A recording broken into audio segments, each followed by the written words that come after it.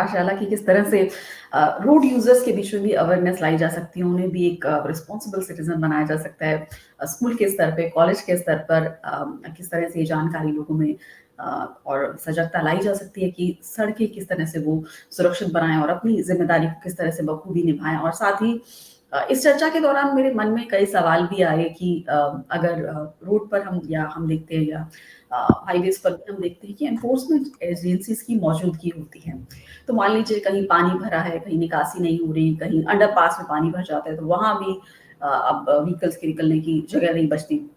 तो एक तरह का एक कोऑर्डिनेशन होना चाहिए, शायद डिजिटली अगर नहीं है तो बहुत अच्छी बात है कि अगर इस तरह के कहीं गड्ढे हैं, कहीं है, तो फ़ोटो खींच के जो भी स्टेक होल्डर्स हैं, उनके बीच में ये जानकारी पहुँच जाए या मेंटेन करने वाली एजेंसीज़ हैं कि यहाँ ये दिक्कत है। क्योंकि जिनको ज़िम्मेदारी दी है मॉनिटरिंग, अगर उनके कहीं न कहीं ध्यान से बात निकलती है, तो एनफोर्समेंट एजेंसीज़ वहाँ मौजूद है। सबके बीच में स्टेक होल्डर्स कोऑर्डिनेशन होना चाहिए ताकि हमारी सड़कें सुरक्षित रह सकें। प्रोफ़ेसर परिदा? सही बात है। जैसे मैं आपका ध्यान आकर्षण करूंगा, अगर कोई भी किसी दिन की जी, न्यूज़पेपर को अगर आप देखते हैं तो जी, रोड एक्सीडेंट या रोड की जो डिफरेंट इश्यूज है, मेंटेनेंस इश्यूज है, उसके बारे में आर्टिकल्स आते रहते हैं।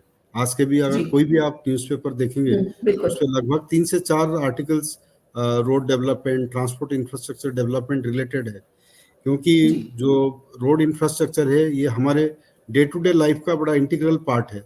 कल कोई एक्सीडेंट्स दिल्ली में हुआ था तो वो हाईलाइट हुआ है। तो जी, प्रिंट मीडिया में जैसे हाईलाइटेड होता है तो उसका जरूर असर सरकार के ऊपर और जो एजेंसी उस इंफ्रास्ट्रक्चर को जी, मेंटेन करता है उनके ऊपर होता है। तो कई सिटीज में सिटीजन सर्विसेज ऐप्स है जिसमें कि जहाँ पे इशू है, जैसे आपने बार बार बताया कि कहीं पे रोड में पॉट होल है, कहीं पे ड्रेनेज लॉगिंग है, तो वो इंफॉर्मेशन अगर हम शेयर करते हैं उस ऐप के थ्रू से, तो जो एजेंसीज है then they can definitely take cognizance of the issue and then they will initiate action with respect to that. तो उस तरह की एक कोई ऐप हो जिसमें कि सिटीजन्स और जो सर्विस प्रोवाइडर है उनके जी। बीच में हम कनेक्शन एस्टेब्लिश कर सकते हैं, तो उससे भी जो रोड्स है वो अच्छी तरह से हम मेंटेन कर सकते हैं।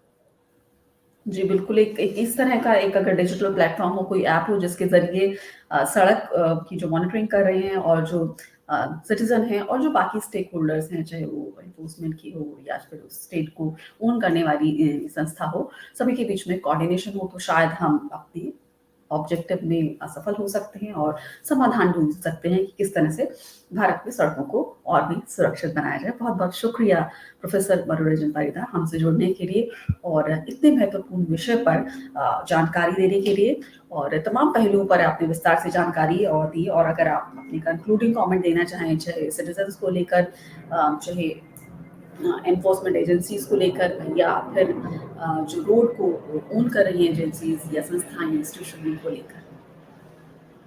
इस पे दो चीज में मैं कंक्लूड करना चाहूंगा।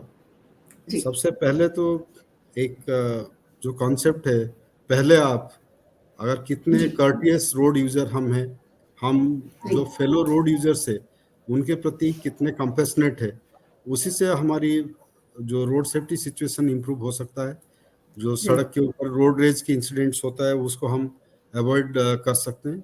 और दूसरा डिजिटल मीडियम, जैसे कि बहुत सारे हमने बात किया हुआ है कि रोड की यूसेज की वायलेशन से वो डिजिटल मीडियम से हो सकता है, अवेयरनेस की जी, स्प्रेड भी डिजिटल मीडियम से हो सकता है।